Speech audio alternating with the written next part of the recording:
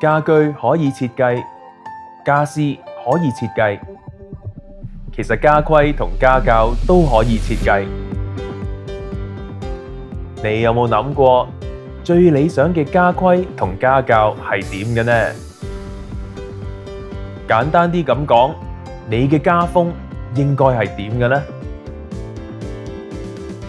中國人重視儒家思想提倡嘅仁義、誠信同忠孝等教導，呢啲都係中華民族傳統嘅家庭美德，係應該代代相傳嘅好家風，成為每個家庭嘅傳家之寶。咁我係邊個？大家都叫我做鬍鬚博士，我係帶你哋去尋寶，尋傳家之寶。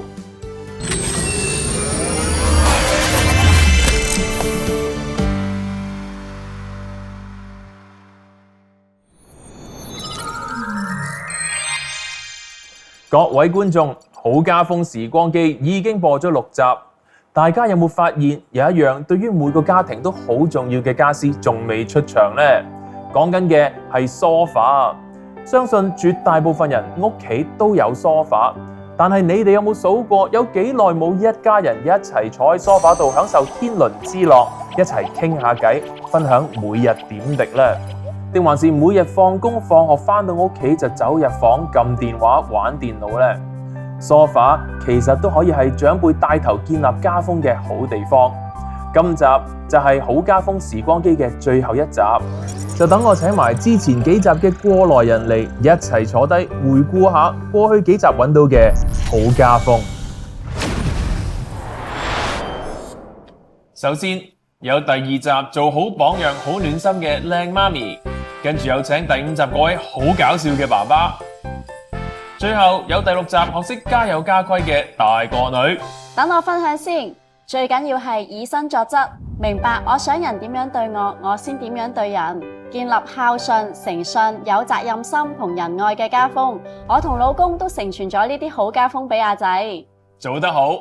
第3集呢，就等我講啦。呢一家人話俾我哋知，有冇公主床唔重要，最重要係唔好將愛收藏。一家人要懂得表達愛，同時亦都要學識感恩被愛。至於第4集就係帶出勤儉節約嘅美德。有飯開唔係必然，要有人買餸有人煮，仲有粒粒皆辛苦，一定唔可以浪費食物。我哋日常生活裏面咧，少不免會有唔同嘅煩惱，所以咧，我成日都同屋企人講，要 keep 住堅毅樂觀，凡事加點新嘅角度，向好方面諗多啲，幫我哋保持正向嘅思維。好啦，輪到我，鬍鬚博士，你有冇超過12點嘅鐘啊？好，就俾你試下。我想去。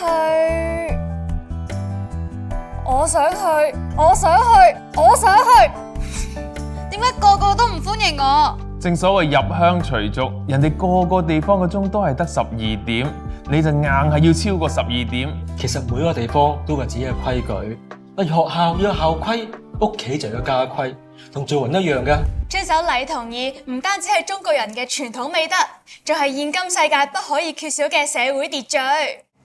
好啦，同大家回顧咗咁多好家風，係時候返屋企同屋企人食飯啦。